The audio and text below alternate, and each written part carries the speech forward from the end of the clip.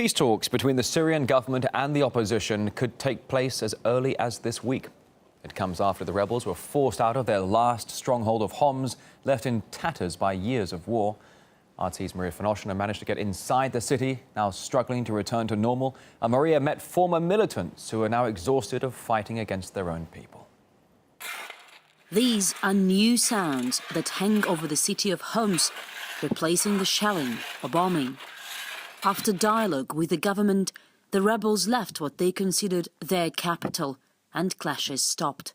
Homs's old town, the militants' last stronghold. It's from here that they withdrew following the agreement with the authorities. And this is what's left after months of fierce clashes, after months of their resistance.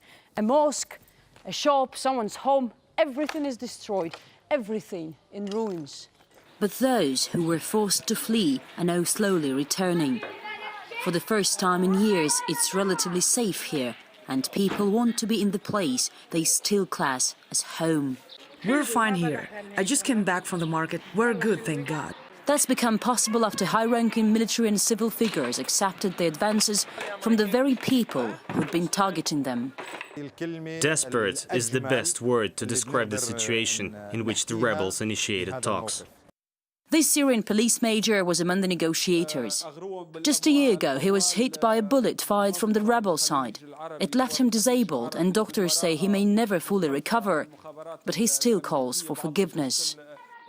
Most of them are young people who got influenced by fanatic sheikhs and Islamic clerics who had the extremist ideology that is alien to Syrian society. They motivated them by money that came from Gulf countries mostly. And all this was supported by Western and Israeli intelligence. We need to help our guys who became victims of all this. We speak with the major in what's become a kind of rehab center for ex-militants.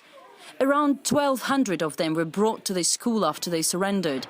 University teachers and religious leaders whose families suffered in war now talk to former militants, helping them reintegrate. Most of them say they were forced to take up arms. All of them deny ever killing anyone. But their words are impossible to verify. They used to give us lessons to explain to us that the regime is infidels, that the regime is attacking Muslims, and we have to fight them. We visit Homs just days after Syria's first presidential elections in decades. This man tells us he voted for Assad, the person who he was fighting against just weeks ago. Syrian reconciliation is Assad's initiative. He wants to rebuild peace and the city. Hamza, who may have once targeted people in Syrian army uniform, could soon be wearing it himself. As part of the rehab program, the 22-year-old could be sent to serve in the country's army.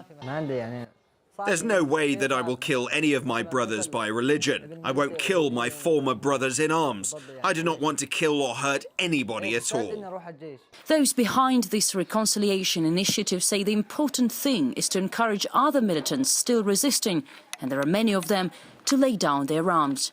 Al-Wa'ir remains the only district in the city of Homs still held by the rebels. The officials say they are not less than 3,000, and the army is here nearby and also surrounding the area, and they're ready for an operation at any moment. But there are civilians there too. In 3 villages around Homs and in some other Syrian provinces, the situation is similar.